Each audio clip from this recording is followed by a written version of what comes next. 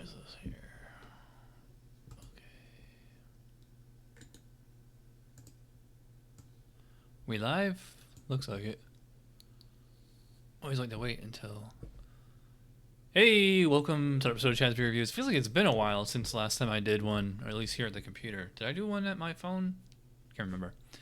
Anyway, another beer I got on 𝓑𝓻𝓻𝓲𝓷. This is Beer Separatist Project Lifestyle Kölsch style ale. Well, is it a Kölsch style or a Kölsch? Anyone? There you go. Kölsch style ale. 5% ABV. Crisp and clean. Beer Separatist Project, Pittston, Pennsylvania. I don't know where that is. I brought this up on Untappd. I was just trying to see if there's any details on it.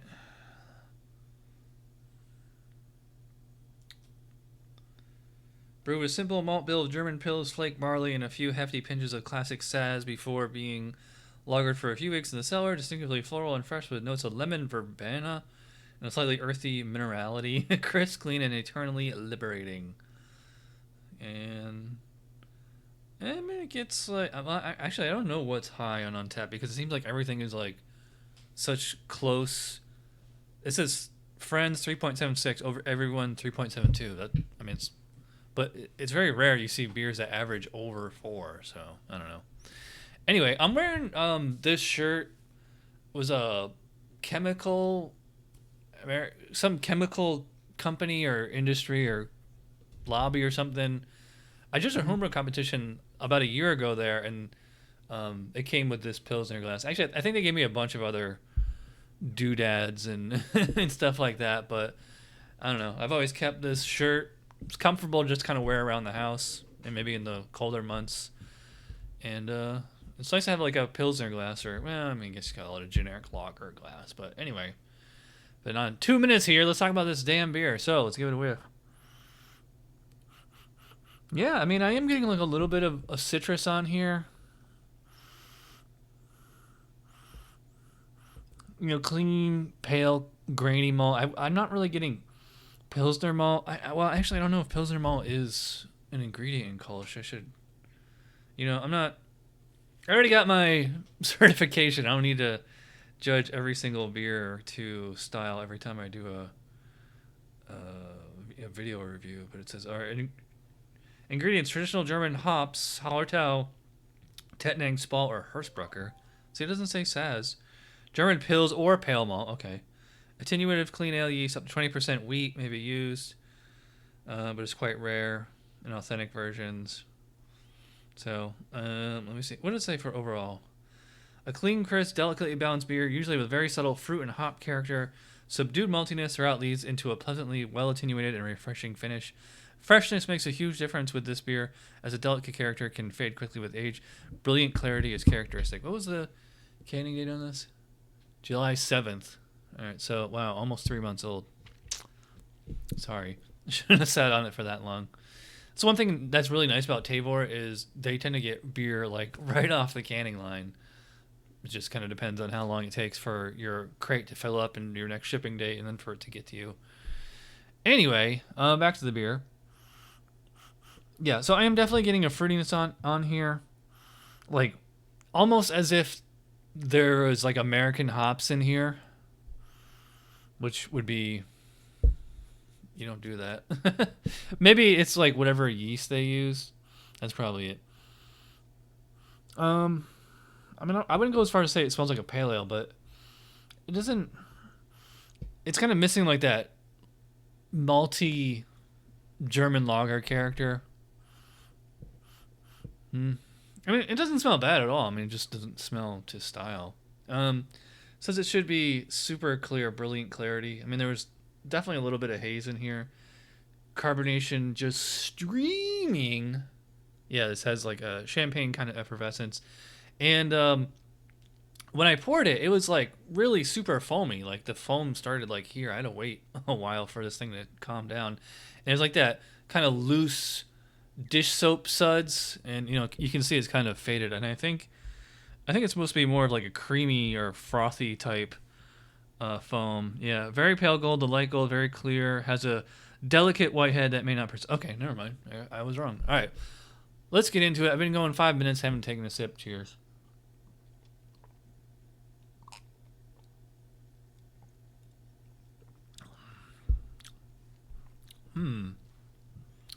Well, I think this is like, I think it's like the fruitiest Kölsch I've ever had. I get like a lot of lemon on this one. Maybe like some green pear or I'm gonna say green apple, but I don't mean like acetaldehyde. Just kind of like a appley character.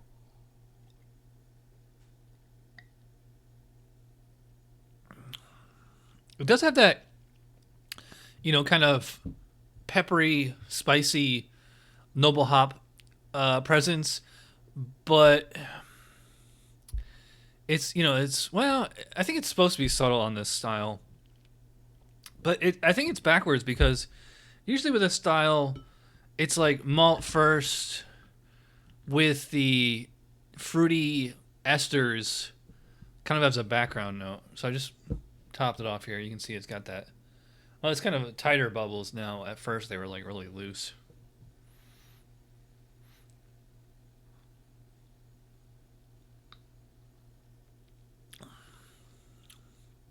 Yeah, so a nice bitterness to kind of balance this palate out. It's like a tiny little bit. Well, I think this beer is supposed to be well attenuated, right? 18 to 30 IBUs, gravity starting 1044, 1050. It's supposed to finish at 1007 or 1011. That's pretty dry beer. This feels more like it's 1015 or something. Actually, 1010 is pretty normal. Anything below 1010 is pretty dry. So if it's 1011, that's... Oh, forgot to turn the VPN off. Fuck it. We're just going to finish up here, so...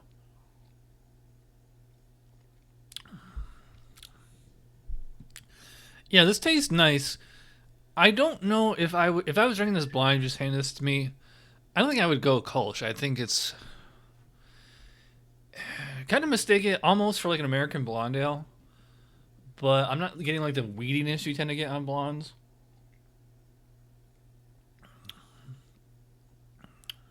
The more I drink it, the more of those Saaz hops comes out, which is nice. But there is like still that lemony character. And just kind of a general fruitiness. Like there is supposed to be a fruitiness to Kolsch, but usually it's subtle, and in this beer it's actually pretty prominent. As far as mouthfeel and drinkability, I'd probably put it at about medium light body and like high carbonation. What is it supposed to be? Medium light to medium body. Most are medium light. Medium to medium high carbonation, yeah. Smooth, generally crisp, and well attenuated. Yeah, smooth, crisp. Plenty effervescent. You can see it getting caught in my throat there. But yeah, it's really drinkable. Pretty refreshing too. 5% ABV. Would I take this to the beach? Yeah, nice full pint can you got here. And I forgot the price. Let me look it up.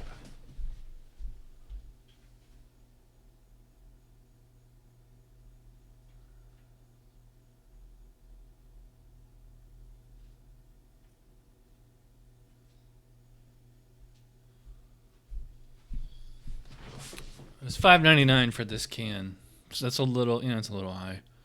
It would have been nice if it was like 2 for 10 or 2 for 11 or something, but I don't know. I think, especially since it's only 5% ABV. If this was like a 10% beer, okay, yeah, I'll give you $5.99 for a can, but $5.99 for a 5% Kolsch.